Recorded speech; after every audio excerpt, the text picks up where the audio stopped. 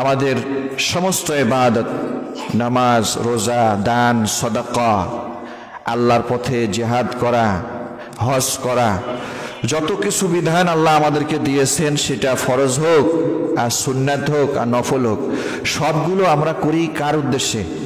আল্লাহর উদ্দেশ্যে। আল্লাহ আমাদের মালিক। কোনো কারখানার মালিক যদি শ্রমিককে কোনো কিছু বানানোর নির্দেশ দেয়, কোনো কাজের আদেশ করে, কোনো কাজ দেয়, তাহলে সেই শ্রমিক সেই কাজটা করে ভালো করে তার মালিককে দেখাইলে ফায়দা আছে, ঠিক না ঠিক?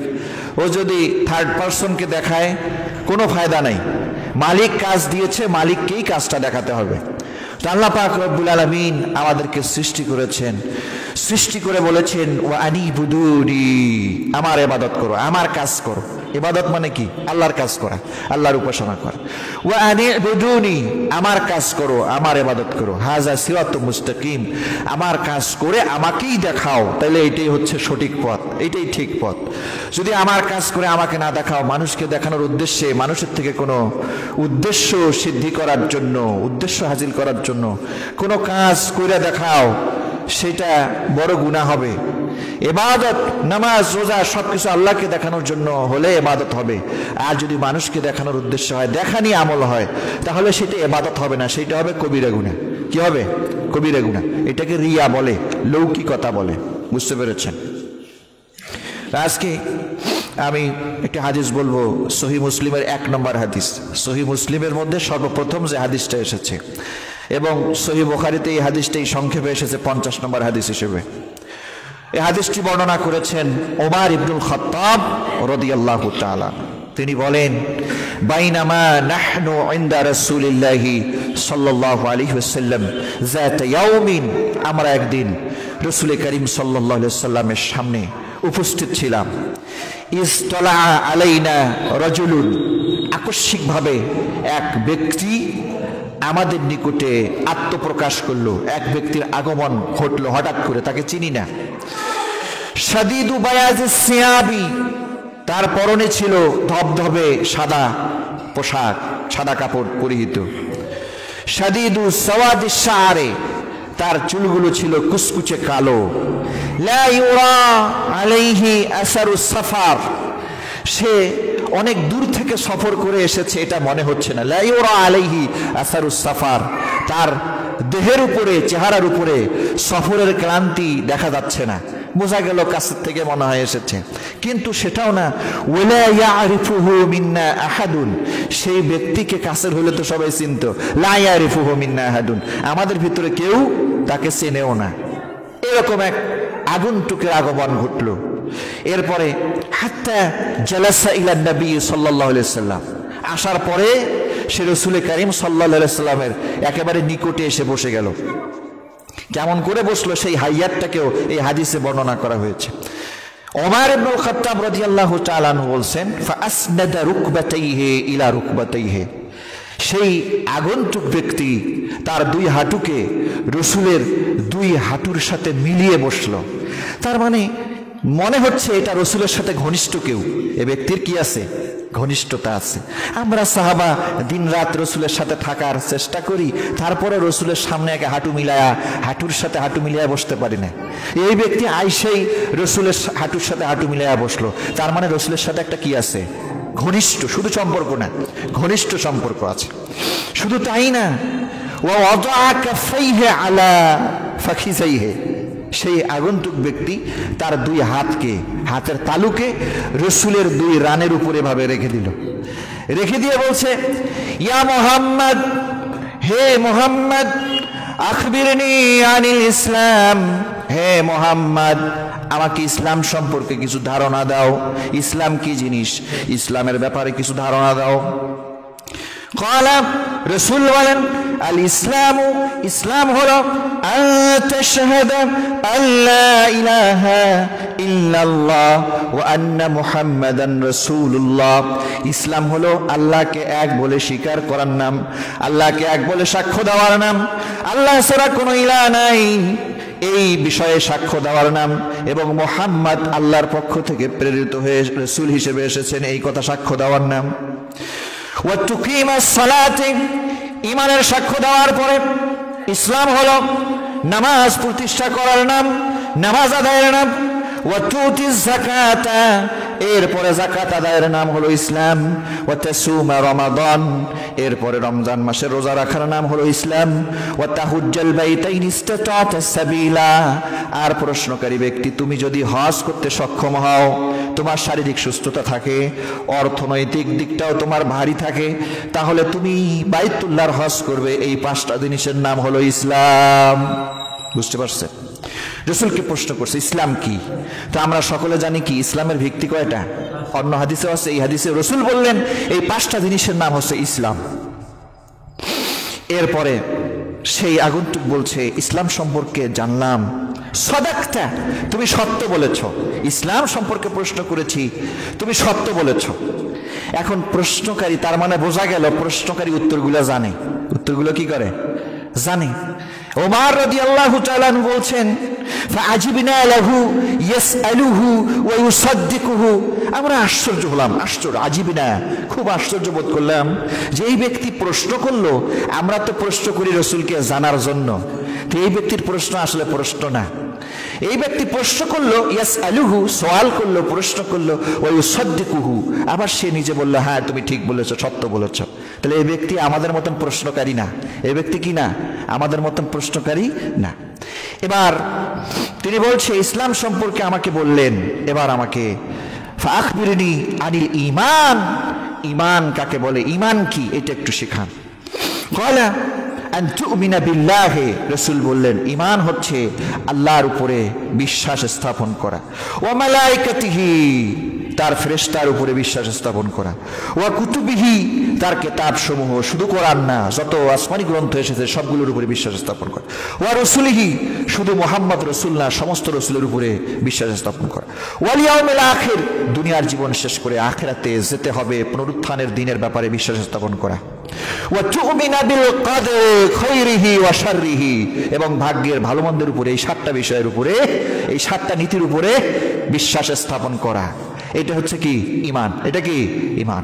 আল্লাহর ব্যাপারে সহিহ আকীদা থাকতে হবে। রাসূলের ব্যাপারে আকীদা 2 প্রকার, সহিহ আকীদা, গলত বা বাতিল আকীদা। সহিহ আকীদা, বাতিল আকীদা। আপনি যদি আল্লাহর ব্যাপারে বাতিল কোনো আকীদা পেশ করেন তাহলে ঈমান চলে যাবে। রাসূলের ব্যাপারে, ফেরেশতার ব্যাপারে, কিয়ামতের দিনের ব্যাপারে আপনি আপনার আকীদা দুনিয়াই শেষ। অনেক মানুষ এভাবেই তো চলে, মনে হয় দুনিয়াই শেষ, আখিরাতকে ভুলে থাকে। ঠিক না বেঠিক? দুনিয়াই শেষ, এই আকীদা যদি কেউ রাখে আখিরাতের ব্যাপারে, তাহলে তার ঈমান থাকবে? ঈমান থাকবে না। আখিরাতের ব্যাপারে সহিহ আকীদা কি? যে অবশ্যই আমাকে এই জীবন শেষ করে পরকালে আল্লাহর সামনে দাঁড়াতে হবে, এটা সহিহ আকীদা। ঠিক না বেঠিক? তার মানে ঈমান সহিহ হয় আবার বাতিল হয়, ঈমান ঠিকও থাকে আবার ঈমান নষ্টও হয়ে যায়। তো এই 7টা নীতি রাসূল বললেন, এই 7টা নীতি, এই 7টা নীতি, ইসলাম হচ্ছে এই 5টা ভিত্তি, আর ঈমান হচ্ছে এই 7টা নীতি। এর উপরে অবশ্যই তোমাকে সহি বিশ্বাস থাকতে হবে, তাইলে তুমি ঈমানওয়ালা।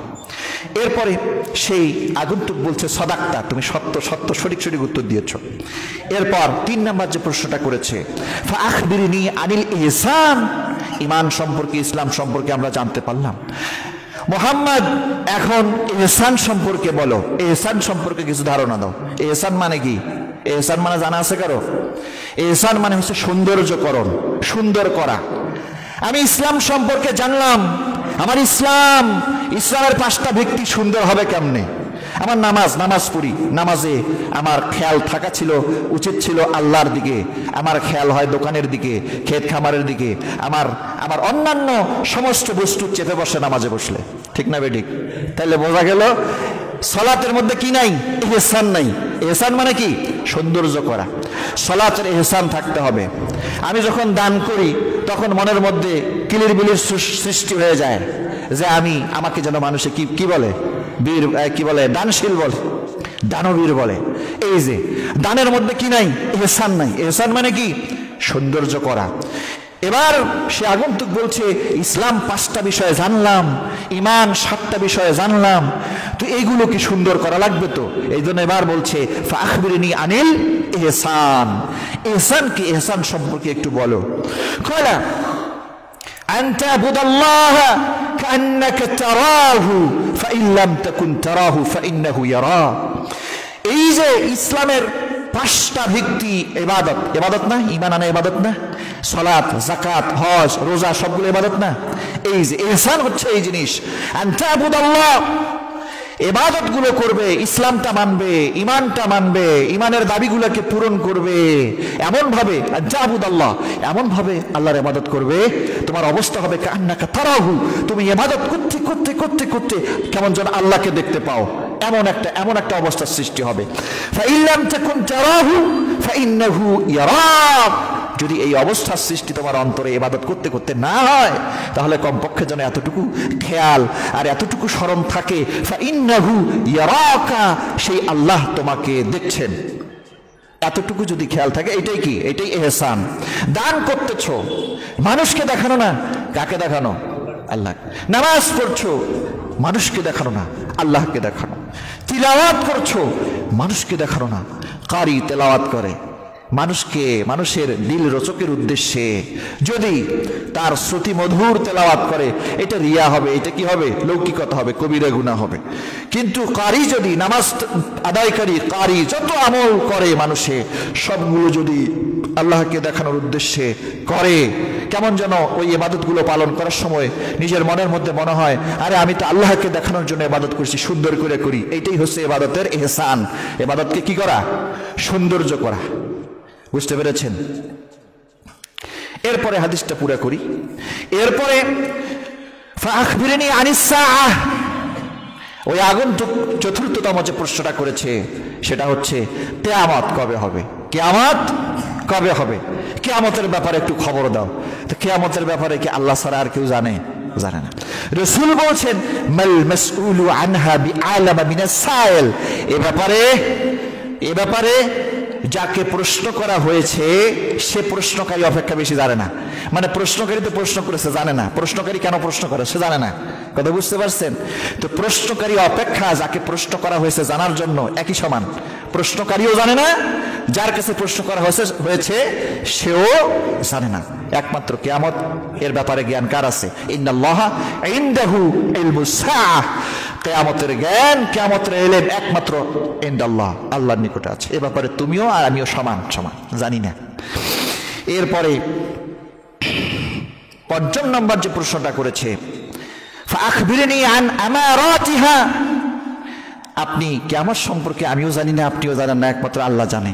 তো কিয়ামতের পূর্বে আমারাত, কিছু আলামত আছে। আলামত আমারাত একই অর্থ। ফাআখবিরনি আন আমারাতিহা, তাহলে আপনি আমাকে কিয়ামতের যে পূর্ব নিদর্শনগুলো আছে তার মধ্যে থেকে কিছু একটু খবর দেন, কিছু একটু বলেন। রাসূল বললেন আন তালিদাল আমাতু রাব্বাতাহা, কিয়ামতের পূর্বে একটা নিদর্শন তো অনেক আছে। একটা নিদর্শন হচ্ছে যে দাসী মনিবকে জন্ম দেবে। দাসী কাকে জন্ম দেবে? মনিবকে জন্ম দেবে। দাসী যে জন্ম দেয় সে কে? যে জন্ম দেয় সে কে? তাকে আমরা কি বলি? বলেন না কেন? মা বলি। যাকে জন্ম দেয় তাকে কি বলা হয়? সন্তান বলা হয়। যাকে জন্ম দেয়, উত্তর, যে জন্ম দেয় সে মা, যাকে জন্ম দেয় সে কে? সন্তান। বলছে আন তালিদাল আমাতু রাব্বাতাহা, কিয়ামতের পূর্বে যে জন্ম দেবে সে হবে দাসী, আর যাকে জন্ম দেবে এই সন্তানটা হবে মনিব। সে মায়ের সাথে দাসীর মতন আচরণ করবে। সন্তান মায়ের সাথে কিসের মতন আচরণ করবে? দাসীর মতন আচরণ করবে। কেমন যেন দাসী তার মনিবকে জন্ম দিছে, মা তার সন্তানকে জন্ম দিছে। কেমন যেন মা দাসী আর সন্তান কি? মনিব, নেতা, মায়ের উপরে খবরদারি করবে। এরকম অবস্থা হচ্ছে কিনা বলেন? হচ্ছে। এরপরে রাসূল বলেন দ্বিতীয় আরেকটা কথা বলি, শোনো। ওয়ান তারাল হুফাতা, এবং কিয়ামতের পূর্বে এমন অবস্থা হবে, ওয়ান তারাল হুফাতা, যাদের পায়ের মধ্যে স্যান্ডেল থাকে না, স্যান্ডেল কেনার পয়সা থাকে না, খালি পায়ে হাঁটে, এদেরকে বলা হয় হুফাত। যাদের পায়ে স্যান্ডেল ছিল না, আল ওরাতা, যাদের গায়ে জামা ছিল না, জামা কেনার টাকাটা পর্যন্ত ছিল না, দরিদ্র মানুষ। আল আলাতা, ভিক্ষুক। বলছে আনতারাল হুফাতা, পায়ে স্যান্ডেল নাই, আল ওরাতা, গায়ে জামা নাই, আল আলাতা, হত দরিদ্র মানুষ। এগুলোই ইয়াতাতাওয়ালুনা ফিল বুনিয়ান, শেষ যুগে বড় বড় বিল্ডিং উঠাবে। বড় বড় কি উঠাবে? বিল্ডিং উঠাবে। বুঝতে পারছেন? রিয়া আশা, যারা ছাগল চড়ায় খাইতো, দরিদ্র মানুষ, এরা ধনী হয়ে যাবে। এরা কি হয়ে যাবে? ধনী হয়ে যাবে। বিল্ডিং করবে আর বিল্ডিং এর গর্ব করবে। এটা হচ্ছে কিনা বলেন? হচ্ছে হচ্ছে হচ্ছে তো রাসূল করিম সাল্লাল্লাহু আলাইহি সাল্লাম এই কথাগুলো বললেন। সুম্মান তালাকা, এরপরে সে আগন্তুক ব্যক্তি বিদায় নিল, চলে গেল। ইনতালাকা, চলে গেল। ফালাবিস্তু মালিয়া, হাদিসটা কে বর্ণনা করছে বলেন তো? ওমর ইবনুল খাত্তাব রাদিয়াল্লাহু তাআলা আনহু। তিনি বলছেন ফালাবিস্তু মালিয়া, আমি সেই ব্যক্তি চলে যাওয়ার পর কিছু সময় অপেক্ষা করলাম, কিছু সময় বসে রইলাম। সুম্মা ক্বালা লি, এরপরে আমাকে রাসূল বললেন, ইয়া ওমর, হে ওমর, আতাদরি মানিস সাইল, এই যে প্রশ্নকারী ব্যক্তি কে, তুমি কি জানো? প্রশ্নকারী ব্যক্তি কে? আমাকে এসে হঠাৎ করে প্রশ্ন করলো, এই ব্যক্তিকে তুমি কি জানো? আতাদরি মানিস সাইল, প্রশ্নকারীকে তুমি জানো? কুলতু আল্লাহু ওয়া রাসূলুহু আলাম, আমি বললাম আল্লাহ এবং তার রাসূলই ভালো জানেন। রাসূল বললেন ফাইন্নাহু জিবরিল, এই ব্যক্তি হচ্ছে জিবরিল, আতাকুম ইউআল্লিমুকুম দীনাকুম, সে তোমাদের কাছে এভাবে এসেছে তোমাদেরকে দিন শেখানোর জন্য। কি শেখানোর জন্য? দিন শেখানোর জন্য। ইউআল্লিমুকুম, তালিম দেওয়ার জন্য, দিন শেখানোর জন্য এসেছে। তাহলে বোঝা গেল যেই বিষয়গুলোর কথা এভাবে বলা হলো, স্টেপ বাই স্টেপ 5টা বিষয়ের প্রশ্ন করা হলো, এগুলো দিনের বিষয়, এগুলো শেখার বিষয়। কিসের বিষয়? শেখার বিষয়। ইসলাম খালি মুসলিম হইলে হবে না, ইসলাম শিখতে হবে। ইসলাম শিখতে হবে, ইসলামের 5টা ভিত্তি শিখতে হবে। ঈমান, মুমিন শুধু নামে থাকলে হবে না, ঈমান কি করা লাগবে? শেখা লাগবে। ইহসান, এটাও শিখতে হবে, এটাও শিখতে হবে। ইবাদত, নামাজে দাঁড়াইছি, খেয়াল আসছে বাইরের থেকে, কিভাবে এটাকে ঠিক করবো, এটা শেখা লাগবে, শেখা লাগবে। যারা আল্লাহওয়ালা তাদের সোহবতে গিয়ে গিয়ে শিখতে হবে। আল্লাহওয়ালা, আল্লাহওয়ালার সোহবতে গেলে ব্যক্তি কি হবে? আল্লাহওয়ালা হবে। আছে না নাই? আপনি যদি ওই চুলার পরে বসেন, ধোয়ার গন্ধ লাগবে। আপনি যদি আতরওয়ালার কাছে বসেন, আতরের দোকানে গিয়ে বসেন, তাহলে আতরের সেন্ট আপনার জামায় লাগবে। ঠিক না বেঠিক? হ্যাঁ। তো এগুলো শিখতে হবে। এগুলো শিখতে আপনাকে আল্লাহওয়ালা আলেমদের সাথে যোগাযোগ করতে হবে, সাথে সময় দিতে হবে, সোহবতের দরকার আছে। তো এই যে আজকের যে মূল বিষয়টা, যে জন্য এই হাদিসটা সহিহ মুসলিমের 1 নম্বর হাদিসটা বললাম, এই হাদিসকে বলা হয় হাদিসে জিবরিল। হাদিসের নাম কি? হাদিসে জিবরিল। এই হাদিসটাকে কি বলে? হাদিসে জিবরিল বলে। এই হাদিসে জিবরিলের ইহসান সংক্রান্ত বিষয়টা নেওয়ার জন্য হাদিসটা বলেছে। ইহসান মানে এমন ভাবে ইবাদত করো তুমি আল্লাহকে দেখতে পাও। এমন অবস্থা না হয় তাহলে এতটুকু চিন্তা নাও যে আল্লাহ তোমাকে দেখছেন, তুমি আল্লাহকে দেখাচ্ছ, মানুষকে দেখাচ্ছ না। বুঝতে পারছেন? মানুষকে দেখাইলে ওইটার নাম কি হয়ে যাবে? ইবাদত হবে না, রিয়া হবে।